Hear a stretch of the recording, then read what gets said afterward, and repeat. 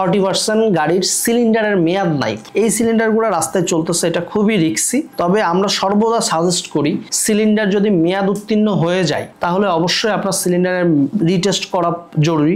Retest করে রাস্তায় পরিচালনা করবেন, কোনো ধরনের দুর্ঘটনা সম্মুখীন আপনাকে হতে হবে না। মূলত LPG CNG conversion is and everything যদি ক্যালকুলেশন করে বলি তাহলে অলমোস্ট 1200+ গাড়ি কনভার্সন হয়ে গেছে আমাদের। হ্যাঁ, আমার সঠিক জানা নাই, তবে এইরকমই হবে। আমরা গাড়ি কনভার্সন করেছি, আমাদের হাতে মেকাট্রনিক্স অটোমোবাইলের হাতে প্রায় ঢাকাতে আছে 60% আর ঢাকার বাইরে আছে 40% গাড়ি স্টিল বাংলাদেশে চলতেছে ইনশাল্লাহ। বাস ট্রাক কনভার্সনের জন্য এরকম ফোন আমরা অনেক পাই।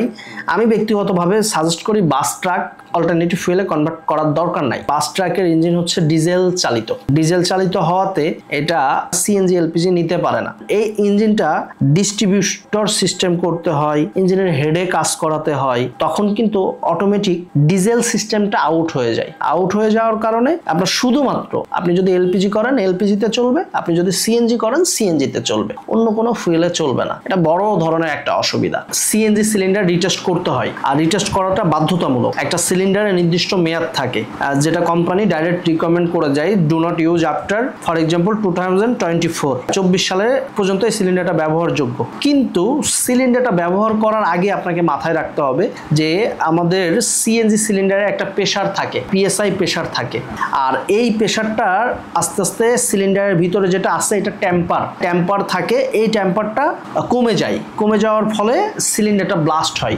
আর এই টেম্পারটা কম আছে না বেশি আছে এইটাই যাচাই করার জন্য হাইড্রো প্রেসার টেস্ট করতে হয় সিলিন্ডারের 5 বছর পর পর। এই টেস্টটা করতে আপনার সর্বোচ্চ সময় লাগে 1 ঘন্টা।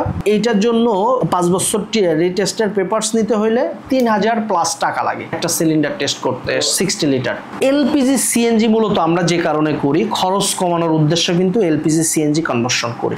এখন যদি আপনি প্রপার কোনো টেকনিশিয়ান দ্বারা, প্রপার কোনো ইঞ্জিনিয়ার সেটআপ দ্বারা আপনার ভেহিকেলে যদি অল্টারনেটিভ ফুয়েলে কনভার্সন না করেন তাহলে কিন্তু আপনি ওই জ্বালানি খরচটা কমাতে পারবেন না। তাই সবসময় আমরা সাজেস্ট করি যদি আপনি 40% জ্বালানি খরচ কমাতে চান তাহলে নিঃসন্দেহে আপনাকে ভালো মানের প্রোডাক্ট পারচেস করে এলপিজি অথবা সিএনজিতে রূপান্তর করতে হবে, না হলে কখনোই আপনি কাঙ্ক্ষিত ফলাফল পাবেন না। এলপিজি বাস ট্রাকে করা যায়, তবে এখানে কিছু বাধ্যবাধকতা আছে। Alternative fuel CNG LPG conversion করলেন বাস অথবা ট্রাকে। বাস কিন্তু মূলত ডিজেল ড্রাইভ, ট্রাকও কিন্তু ডিজেলে চলে। এখন এই ডিজেল ড্রাইভ ইঞ্জিনকে যদি অল্টারনেটিভ ফুয়েলে কনভার্ট করতে হয়, ইঞ্জিন মডিফিকেশন করতে হয়, ডিস্ট্রিবিউটর সিস্টেম করতে হয়, করে ডিজেল সিস্টেমটা বাদ দিয়ে শুধুমাত্র অল্টারনেটিভ ফুয়েল গ্যাস সিএনজি অথবা এলপিজিতে কনভার্ট করতে হবে। ডিজেল ড্রাইভটা কিন্তু পাবেন না, ডিজেলের ওইটা সিস্টেমটা থাকবে না, শুধু সিএনজি এলপিজিতে চালাতে পারবেন। এইটা পরিচালনা করতে হইলে আপনি এখান থেকে একটা টিপ নিয়ে ঢাকা টু চট্টগ্রাম যাচ্ছেন, রাস্তার মাঝখানে যদি কোনো ইস্যু আসে যে গাড়ি স্টার্ট নিচ্ছে না, তখন করণীয় কি? তখন করণীয় হচ্ছে যে একটা সেটআপ ওখানে যেতে হচ্ছে, যার কারণে আমরা ট্রাক এবং বাসকে এলপিজিতে এবং সিএনজিতে রূপান্তর করতে অনীহা প্রকাশ করি। তবে চলে এটা।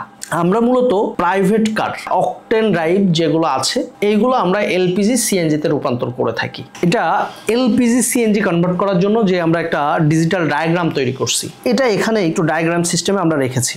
আপনার এলপিজি কনভার্ট করতে হইলে আপনার গাড়িতে পিছে একটা সিলিন্ডারের প্রয়োজন হয়।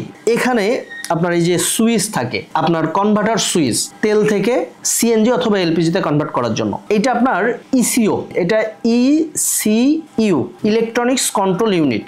এইটার কাজ হচ্ছে যে সমস্ত এলপিজিটা ক্যালিব্রেশন করার পরে কিছু ডাটা এখানে স্টোরেজ থাকে। এই ডাটার মাধ্যমে আপনি যে পরিমাণে এক্সিলারেশন করবেন ওই পরিমাণ সংকেত আপনার কিট ইনজেক্টর ম্যাপ সেন্সরকে পাঠাবে, দেন ইঞ্জিনে এলপিজি ইন করবে। এই ইসিও গেল, কনভার্টার সুইচ গেল।